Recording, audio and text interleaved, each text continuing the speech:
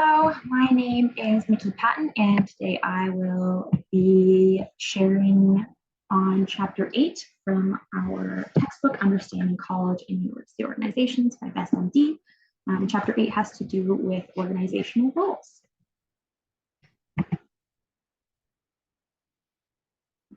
So roles serve many purposes in an organization and in universities specifically. According to Bess MD, for example, they can set limits on what a role is or isn't. They standardize behavior across roles. They stabilize the expectations for the person in the role. They can circumscribe responsibilities for who does what. And they can establish the contractual relationship between the institution and the employee. However, sometimes roles can have negative effects as well. For example, roles can inhibit the flexibility or adaptability of the person in the role, which can then in turn lead to upper limits on productivity and norms for the person in that role. There are two main ways to look at roles through a positivist lens. So the first is to see roles as functional positions, and the second is to see them as expected behavior.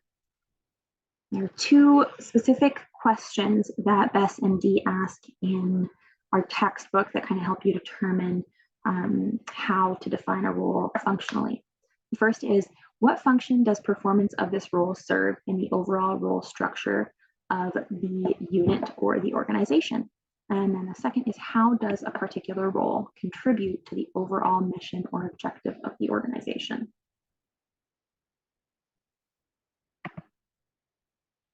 So when looking at roles through a functional lens, you tend to be looking at them more bureaucratically versus professionally. Sorry, my window is open, it's a little bit loud.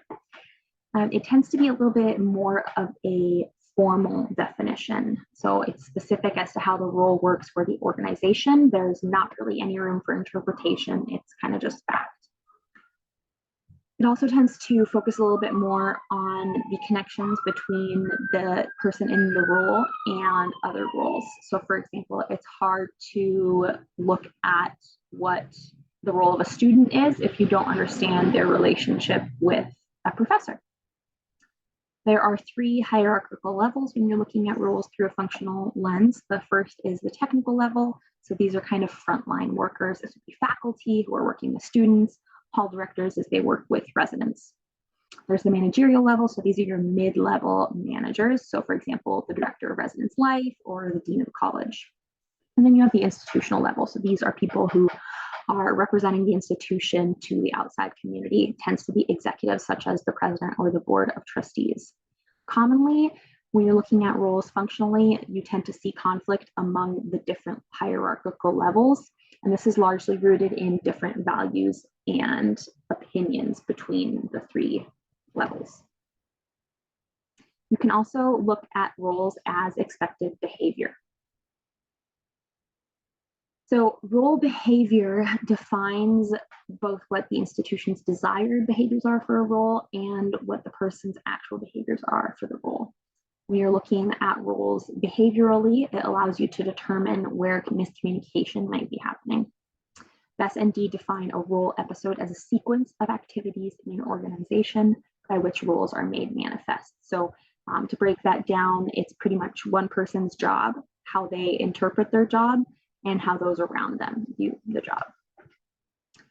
In our textbook, we have this diagram here.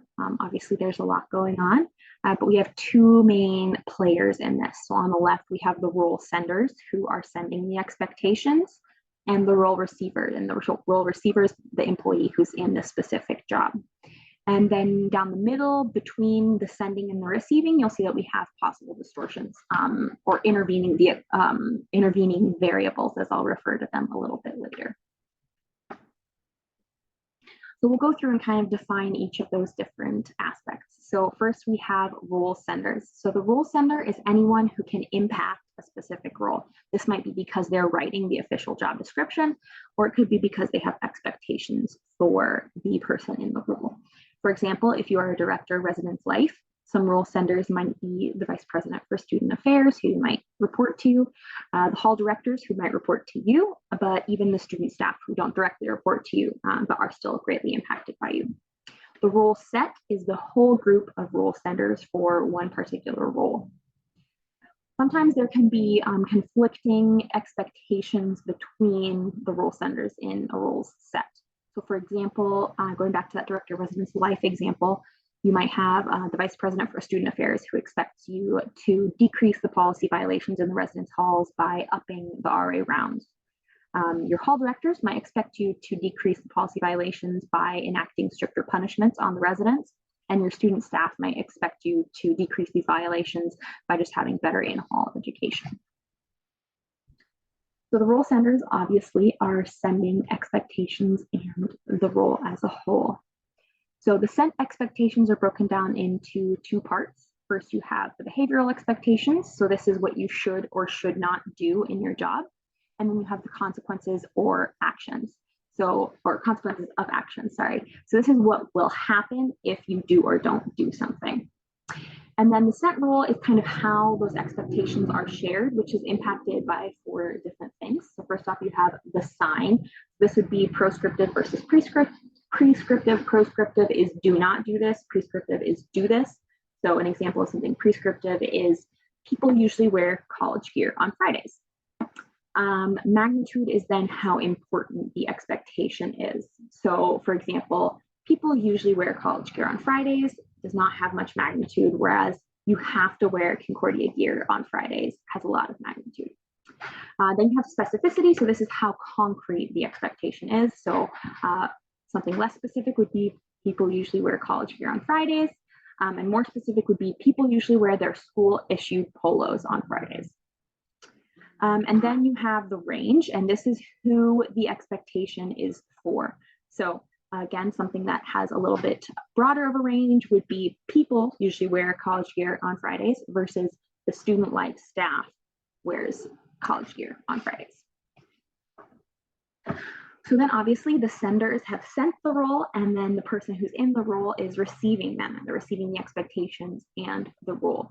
So this is how the individual understands the role based on the sent role as well as their own expectations. And their role behavior is that output. So this is how the individual reacts to those received expectations. This may or may not directly align with the institution's hope. So looking at this through this specific role theory, the hypothesis is that the closer the received role is to the sent role, the closer the role behavior will be to the role expectations. So if the employee who's in the role has a good understanding of the role that's being sent, they will be more likely to have the behavior that the institution is hoping for. So again, kind of between that sending and that receiving, you have those intervening variables. And there are 3 types. You've got organizational, personal, and interpersonal. So organizational factors, first up, you have size. So a larger institution tends to have more differentiated roles. This can actually lead to a lot more role conflict and strain. So you might have very differentiated positions of a marketing coordinator and also a communications coordinator. But then there's the question of, does creating one-pagers fall under the marketing coordinator's job or the communications coordinator's job? Then you have the position in the organization. People who are at the very core of the institution, who are kind of working on what is most clear, tend to experience the least role conflict and confusion. And people who experience the most tend to be kind of mid-level managers. So this is because they are usually boundary spanners and they have to interact with multiple different groups who might want different things from the person in the role. And then finally, the type of institution. So if it is a more professional organization, then there tends to be less clarity and more room for autonomy and self-specification. Whereas if it's more bureaucratic, then there is more specificity and clarity on how a role is supposed to be. Then obviously you have personal factors. So this tends to be your personality and how that impacts how you interpret a role. But it also can be how the role sender views your personality and how they kind of change how they send the role based on that. Additionally, you tend to interpret the role based on ways that confirm your existing desires and hopes. And then finally, you have interpersonal factors. So your relationship with the role senders, or possibly the relationship between existing role senders. So if you trust the person, that's going to have a different impact from whether you dislike someone. But then it can also be if there's an existing atmosphere between a group of people. So for example, if all admissions counselors have this type of relationship with each other, new counselors will have to take that into account. So both of those kind of theories were more positivist, and so now we'll take a look at how a social constructionist might view roles. So again, a positivist tends to view roles as kind of being a little bit more passive, and you kind of just receive the role. But social constructionists don't view people as being passive recipients of the role. They view them as having a little bit more of an impact. And so they tend to look at things through the lens of dyadic organizing. So the first step here, role sending and receiving, is very similar to the one that we were just talking about. You share expectations, and your expectations are received. And then the second step, however, is the role enactment. So this is where negotiations are happening between the receivers and the senders. This is an informal process. This isn't when you're like negotiating your contract. This is something that happens after you've started the role, where the new employee is trying to persuade the senders to accept their interpretation of the role. And then step 3 is that role routinization. So this is where you've kind of fallen into a routine, you found a balance. And this step might actually never be reached, depending on if the institution is kind of in a pretty big stage of change, or if their environment's unstable, that role routinization might never happen.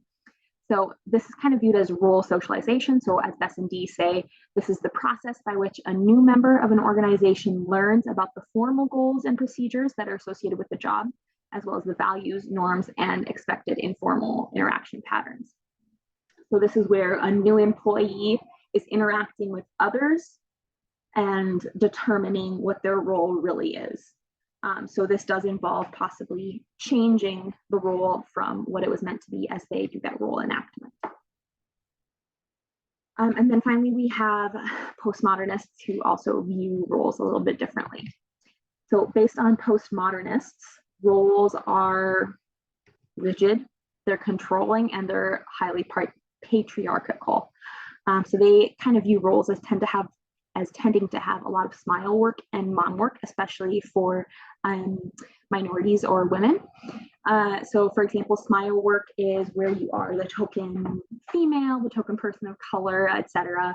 So this is where essentially you're at the table, you have a seat at the table, be happy to be here, smile and nod, don't share your opinion. And then there's mom work, whereas women are expected to be a nurturer and take on some more of those domestic tasks. So a female professor might be expected to be more forgiving if students are breaking policies or turning in assignments late. And from that domestic task point of view, they might be expected to take on more of those introductory level classes than their male counterparts. Sorry. So the postmodernists provide an alternative, which is essentially resistance. So this is where you redress power imbalances through acts of resistance that attempt to redefine the organizational goals. So again, kind of deconstructing the way that is, rebuilding it in a way that's less oppressive. So obviously, the whole point of having these different lenses of viewing roles is to understand why and how conflict happens based on these different frameworks. So role conflict is the degree of incongruity or incompatibility of expectations communicated to a focal person by the role senders. And this is a definition from Bess and Dee. And role conflict tends to be rooted either in inadequate time or logical, ethical incompatibility. So there are 4 types here. First off, we have person-role conflict. This is where the focal person or the employee in the role, their beliefs do not line up with the sent role. For example, you might have a fundraiser who's being told they need to ask someone for money, but the fundraiser is like, that person can't afford this. That would be the person-role conflict. Inter-sender conflict is where there is some contradiction between 2 different role senders who are sending expectations. So your direct supervisor expects you to communicate with students via email so that they can track it. But the dean of students wants more personal relationships with students, and so they tell you that they want you to communicate with students in person or over the phone. Third type is intra-sender conflict. So this is where one of the role senders seems to be sending two conflicting expectations. So for example, a dean of a college is telling their faculty to be supportive and non-judgmental of their students, but then is also telling them that they need to punish students who are violating rules. And then finally, you have inter-role conflict. So this is where the set expectations that you are receiving exceed the time or the resources that you have for the job.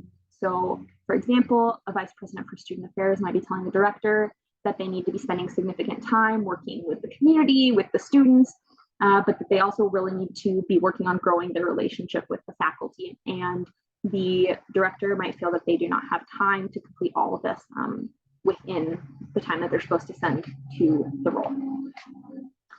Next up, we have role ambiguity. So this is where there is uncertainty regarding the sent expectations, and there are two types, perceptual and objective.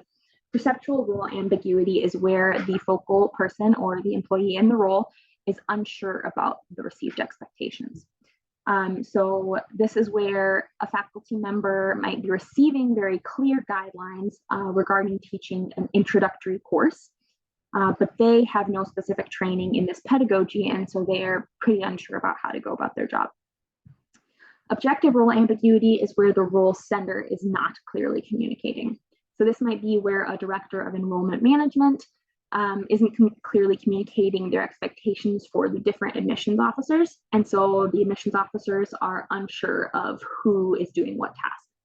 It's important to have a balance here between too much clarity and too much ambiguity. Too much clarity can tend to be overbearing, or kind of like we talked about at the beginning, can make rules really rigid and kind of cap out your performance for a role. But too much ambiguity can lead to low job satisfaction and low performance. And then finally, there are a couple supplemental concepts that were discussed in this chapter. The first is the manifest latent concept. So this has to do with your formal roles versus your unofficial roles. So for example, a faculty's manifest role is teaching classes or performing research.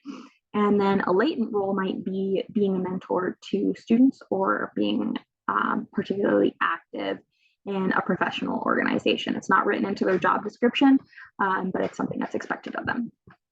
And then you have diffuseness versus specificity. So this tends to have to do with relational uncertainty between what the role receiver or the person who's in the role and somebody they are supposed to have a relationship with. This can happen frequently when you're moving from one institution to another. So for example, a faculty member who previously worked at a small school had a very specific type of relationship with their dean. And then when they move to a state institution, their role is diffuse. They aren't sure how they're supposed to interact with their dean now because it's different from their previous institution. And then the third concept is universalism versus particularism. So this is whether you have the same expectations for everyone in a role versus kind of shifting things up per person. So again, a faculty might decide to treat all students the same based on a specific rule, or they might choose to look at each student's case differently and kind of take that into consideration. And then finally, you have viewing people through a quality that they have versus their performance. So this is placing emphasis on someone's status or, again, a quality that they have versus the achievements that they've done. So for example, this might be giving a promotion to a staff member who has been at the institution the longest. So that would be a quality that they have as they've been there for a long time versus achievements-wise, giving the promotion to a staff member who has been performing the best most recently. So that is what I have for you today. Here are my references. And please let me know if you have any questions and I will do my best to respond to them. Thank you very much.